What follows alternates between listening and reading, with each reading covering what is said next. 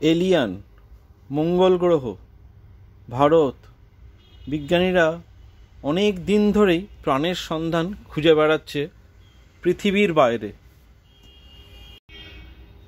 নতুন কোনো প্রাণের সন্ধান মনে হচ্ছে পাওয়া গেল, সেই নিয়ে বিজ্ঞানীরা আবার নড়ে চড়ে বসেছেন। কি সেই প্রাণের সন্ধান? কোথা থেকে পাওয়া গেল এই নতুন প্রাণের সন্ধান? কীভাবেই বা সন্ধানের খোঁজ পেলেন বিজ্ঞানীরা? জানতে অবশ্যই আপনারা এই ভিডিওটা দেখুন। Alien message from Mars. মঙ্গল গ্রহ থেকে 16 মিনিটে পৃথিবীতে পৌঁছলো আশ্চর্য সিগন্যাল।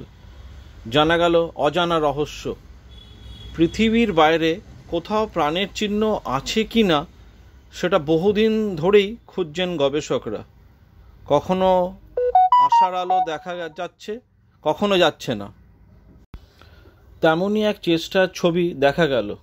মহাজাগতিক এক সিগন্যালের রহস্যভেদ করলেন এক বাবা ও তার মেয়ে। না, তবে একেবারে বিচ্ছিন্ন নয়। সাইন ইন স্পেস প্রজেক্টের অধীনে গবেষকরা এমন সব সিগন্যালের রহস্যভেদ করার চেষ্টা করে চলেছেন।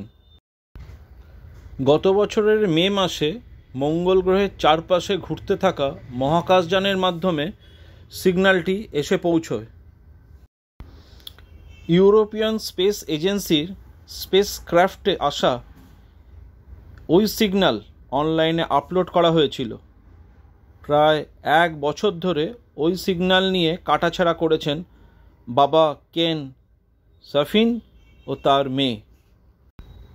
গত জুন মাসে ওই সিগন্যালে রহস্যভেদ করতে সাফল্য পান তারা খতিয়ে দেখেন সিগন্যালটি কোনো একটি জায়গায় স্থির হয়ে নেই।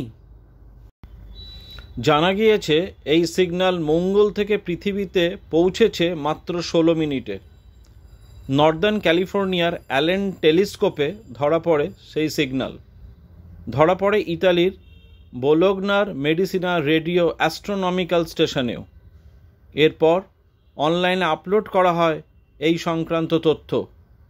অ্যামিনো অ্যাসিড থেকেই তৈরি হয়েছে এই সিগন্যাল। এই বিস্ময়কর তথ্য মানব সমাজে আবার নতুন করে চাঞ্চল্য সৃষ্টি করেছে। এই তথ্য যদি আপনাদের সবার ভালো লেগে থাকে তাহলে অনুরোধ রইল, তাহলে একটু লাইক, শেয়ার ও সাবস্ক্রাইব করে দেবেন। আপনারা ভালো থাকবেন।